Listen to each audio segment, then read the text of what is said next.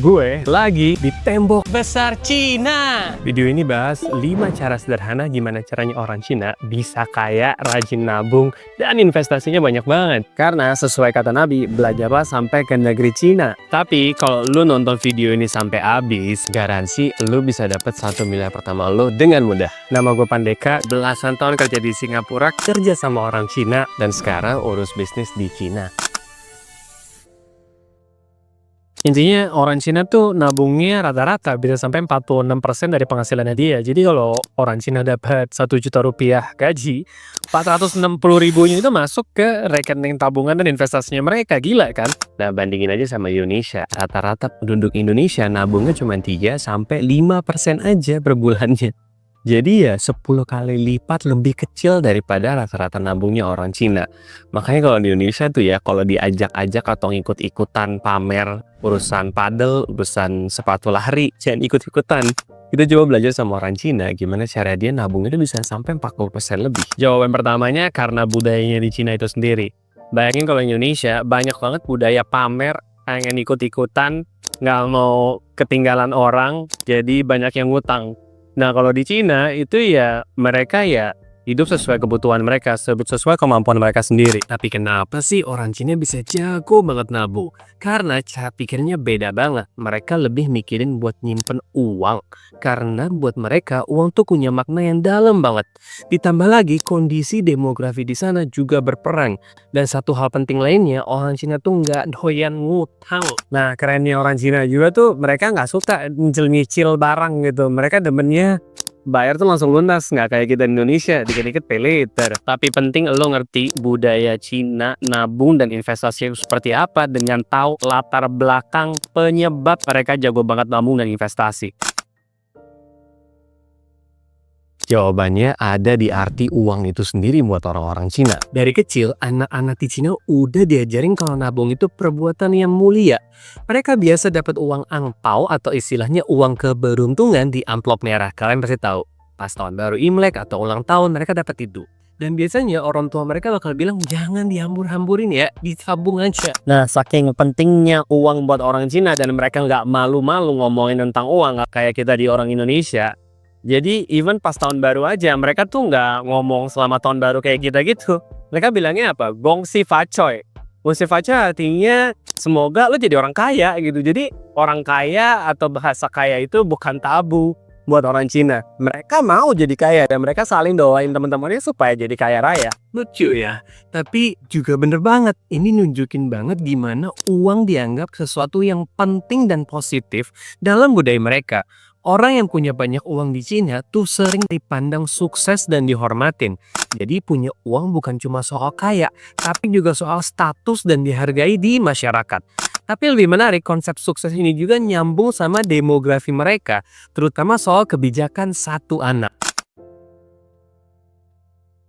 Kebijakan satu anak di Cina ini udah diterapin dari tahun 1970-an, di mana pemerintahnya mau ngurangin meledaknya jumlah penduduk dengan cara memberikan kebijakan kayak gini. Tapi itu malah jadi lebih baik buat penduduk Cina, karena mereka akhirnya karena punya cuma satu anak, jadi mereka semua jadi lebih irit gitu. Dan kalau sampai mereka punya 2 anak, mereka bahkan kena denda dan bisa nggak didaftarin jadi punya kepemilikan hal-hal yang bisa dimiliki sama orang Cina kayak sekolah dan segala macamnya gitu. Makanya orang pada benar-benar ngikutin kebijakan satu anak ini dan jadi banyak yang ngirit. Tapi kebijakan ini bikin angka kelahiran turun tajam. Dan yang lebih parahnya lagi, jadi banyak orang yang milih punya anak laki-laki daripada perempuan. Kenapa? Karena di budaya Cina, anak laki-laki biasanya yang nerusin nama keluarga dan warisan. Tapi akhirnya banyak orang pakai alat kontrasepsi atau bahkan aborsi buat milih jenis kelamin anaknya. Hasilnya populasinya jadi nggak seimbang, lebih banyak cowok daripada cewek.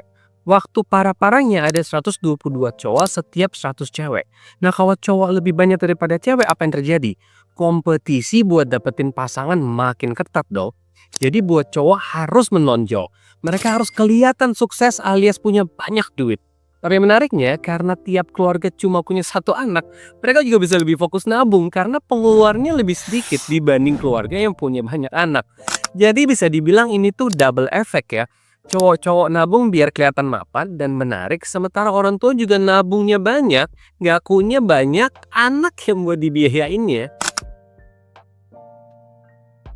Kuncinya semua pengeluaran mereka itu ada tugasnya. Artinya apa? Pengeluarannya orang Cina itu selalu dicatat. Even teman-teman Cina gue yang di Singapura itu sampai recehan aja dia tahu itu duitnya tugasnya bakal dikirim kemana. Nah, sistem yang dipakai itu mirip banget sama yang di negara barat disebut zero based budgeting. Apa tuh sistem zero based budgeting? Itu artinya lo bikin rencana keuangan tiap bulan dan pastiin semua pengeluaran lo termasuk tabungan investasi, bayar utang, dan kebutuhan hidup harus totalnya sama persis dengan pendapatan lo. Jadi pas akhir bulan tuh saldo lu nol gitu. Bukan berarti duitnya habis dan hilang, tapi duitnya udah ada posnya masing-masing. Semuanya udah direncanain sebelum duitnya tuh masuk ke rekening account lu gitu. Itu namanya zero based budgeting. Misalnya gaji lo 4 juta sebulan, lo harus patuh sekian nih buat bayar kos, sekian buat makan, sekian buat transport, sekian buat nabung darurat, sekian buat investasi, sekian buat bayar utang, dan seterusnya. Jadi pas diakumulasiin hasilnya 4 juta dikurang 4 juta, jadinya nol gitu. Semua udah dialokasikan, nggak ada yang ngambang atau nggak jelas. Gue udah bikin juga tracker atau Excel pencatatan pengeluaran dan total kekayaan di kolom deskripsi dan di kolom komen. Gratis, bisa di-download dan dipakai oleh teman-teman untuk nge-track pengeluaran teman-teman semua. Nah, mayoritas orang Cina itu nggak suka flexing atau pamer-pamer kekayaan. Mayoritas mereka itu pengennya low profile hidupnya. Emang sih beberapa dari mereka banyak yang flashy, makanya banyak barang-barang KW dari Cina buat nge-entertain orang-orang yang pengen kelihatan kaya. Tapi mayoritasnya itu mereka pengen dilihat sebagai orang yang hidupnya low profile. Jadi nggak penting tuh raket padel mahal atau sepatu lari mahal. Yang paling penting fungsinya. Yang apa-apa beli yang bagus, tapi dilihat dari fungsinya. Buat gaya-gayaan, buat pamer-pameran yang lain. Yang kedua, orang Cina itu hidup dari sebagian kecil persentase dari penghasilannya dia. Jadi banyak teman-teman dan kolega-kolega gue di Shanghai yang dulu waktu kecil makannya aja susah. Jadi mereka udah kebiasaan ngerti bahwa mungkin hidup mereka di masa depan itu mungkin bakal susah, jadi mereka harus save sekarang, harus nabungnya sekarang.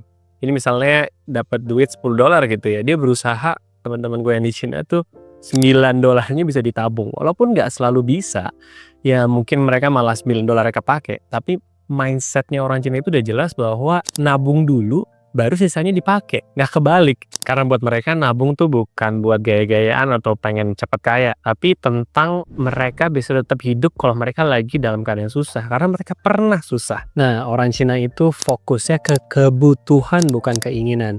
Kalau misalnya ini perihal kesehatan, mereka nggak ragu untuk ngeluarin duit karena itu emang kebutuhan mereka, asuransi dan seterusnya.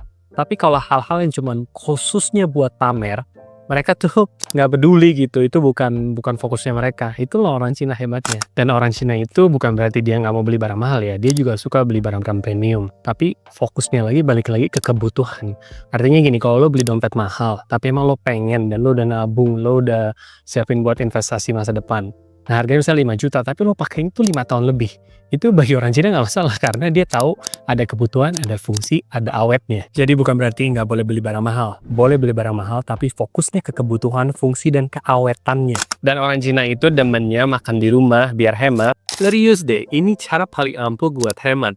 Dan makan di luar tuh jadi sesuatu yang spesial, bukan kebiasaan harian. Tapi 5 rahasia orang Cina jago nabung dan investasi tadi harus dibungkus dengan keahlian berinvestasi dengan modal kecil di pasar saham yang aman melalui ETF dan Bitcoin. Di 2 video ini nih, thanks for watching. Assalamualaikum.